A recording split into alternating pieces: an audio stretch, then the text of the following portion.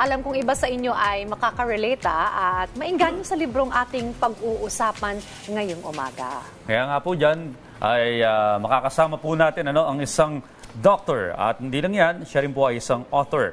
Siya po si Dr. Rodel Bedia. Tama po ba, Bedia? Magandang umaga at welcome po sa Rise and Shine Pilipinas. Magandang umaga, Miss Dayan. Magandang umaga, Sir Audrey. At magandang umaga, Pilipinas. Okay, we are here to talk about his book. Ito yung Hindi Ka Robot, Real Talk on Mental Health for the Working Pinoy. Sa bagay kasi minsan, sinasabi mo to sa mga boss mo, diba? Wait lang po, hindi po ako robot. Pwede bang sabihin to sa mga employer mo? Yes po, pwede. Pwede. At yun nga, I think yung laman ng book. Tell us about the inspiration behind this book. Actually, yung inspiration dyan, it's really born out of exhaustion. Literal. Kasi as a mental health professional and as an educator, marami tayong nakakausap araw-araw at madalas yan sinasabi na pagod na ako pero kailangan. Kaya doon ko naisip na hindi tayo robot, we need to rest. So itong librong to, pag binasa mo, all in all, ito'y nag-i-encourage na magbigay ng kapahingahan sa iyong kaisipan, lalo na yung mga toxic ang trabaho. Yes, totoo po yan. Kasi karamihan sa mga nagtatrabaho sa atin ngayon, mga working Pinoy, pagod na talaga sa trabaho. And based sa statistics, ang mga Pinoy, hindi lang isa ang trabaho. Marami tayong ginajuggle na ibang mga sidelines, mga ganyan. Okay. You mentioned na out of exhaustion, yung naging inspiration mo ito. Ito ba ay based na rin sa iyong experience and experience also of other people? Yes po, kasi as yung first time ko po nagtrabaho as an educator talaga, as a teacher, sobrang nakakapagod noong time na yon. Tapos meron pa akong on the side na mga ginagawa and nakakapagod talaga. And I thought, kaya ko lahat. Nung una pa. Kasi gano'n naman tayo pag nagsisimulang magtrabaho. Pero hindi Dumarating ang panahon na napapagod ka at kailangan mo talaga magpahinga. Well, base sa libro mo, paano nga ba? Paano nga ba hindi maging robot kung kailangan natin ng iuuwing sweldo o kailangan natin ng tutukan ng financial earnings natin? Actually, yan naman yung goal ng mga Pilipino, financial freedom. Pero at the end of the day, kung pagod ka at hindi ka nakakapagpahinga, babalik tayo dun. Hospital ka, di ba? Yung pinaghirapan mo, mas magastos. Kaya dun uuwi pa rin Hindi naiisip ng mga Pilipino, madalas, na kailangan natin magpahinga talaga. Okay, so what are your recommendations para masabi, hindi ko gagawing robot yung sarili ko? First things first, kapag nararamdaman mo na nahihirapan ka, you need to rest talaga. We need to normalize rest. And we need to normalize then boundaries. Alam dapat natin kung hanggang saan tayo sa trabaho. Hindi naman tayo nag-work para makipagkaibigan lang talaga. Nandun tayo para mabuhay yung pamilya natin at yung mga loved ones natin. At kapag ganun kasi minsan, masyadong naiisip ng mga nagtatrabaho na itong environment na to kailangan maging close din ako sa kanila. Pero hindi yun yung point mo para mag-work. Alright. Well, pero madaling sabihin, at parang ang ganda nga, kung iisipin, ang ganda nga, ideal nga na ipapahinga mo yung sarili mo.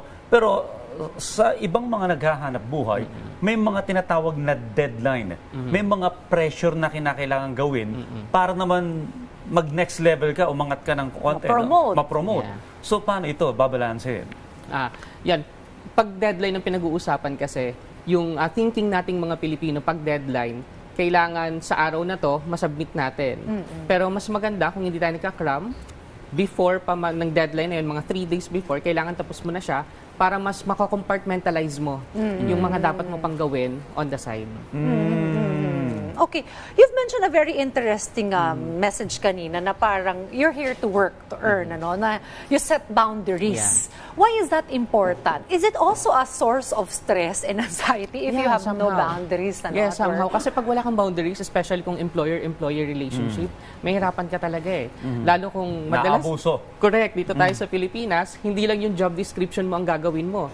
Kung babasahin mo yung job description mo, meron sa pinakadulo, and others, di ba? Hindi lang yun yung gagawin mo, marami pa. Marami pang pwedeng gawin. So yun, dun minsan nawawala yung boundaries. How do you set that and how do you convey that sa mga coworkers mo, even superior? Kasi sa simula, magpapasikat talaga tayo. Magpapabibo tayo. Pero pag nararamdaman mo na parang hindi na ito yung pinasok ko dito, dapat sinasabi mo rin, you need to voice out din You can say no. Yes. Okay. So sa mga pressure na ito, Kasi hindi lang sa trabaho, sa mga deadlines eh. So, factor din yung pressure sa mga nakapaligid sa'yo? Yes, within your peers. May peer pressure din na tinatawag natin. Lalo sa ganitong industry. Maraming pressure. Yung mga fans ng mga celebrities, di ba? May pressure din sa kanila. And mahirap siyang i-compartmentalize nga, no? Pero at the end of the day, ang babalikan mo yung sarili mo pa rin. No? Yung pala, ikaw yung toxic, ano? Yung mga nasa paligid mo yung kailangan ng pahinga. Okay, let's talk about mental health leave. Yes. I think you discussed that also in your book. May mga companies na nag-implement yan and kailangan, I mean, do you recommend na every company organization may ganito? Yes, actually, nasa RA 11036 yan, no? Yung Mental Health Act of the Philippines. Kailangan talaga meron tayong mental health wellness, meron tayong mga wellness coach na tinatawag. Actually, karamihan ng mga company ngayon nag-hire talaga ng wellness coach kasi kailangan natin na masubaybayan din yung psychological aspect ng ating mga employees. Pag-usapan natin yung vacation leave. Enough ba yung mga nasa, kumbaga yung itinakda ng batas para sa mga empleyado na vacation leave para magkaroon ng healthy mental health ang isang empleyado? Actually, no, kung tatanungin ako, kung enough ba yun, depende kasi it's subjective eh.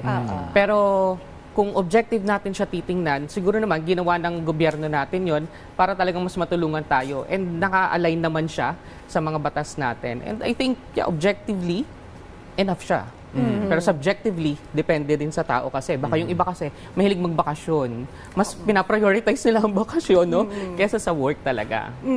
Okay, ano pa yung mga papwedeng gawin ng isang employee para masiguro niya na healthy ang kanyang mental health?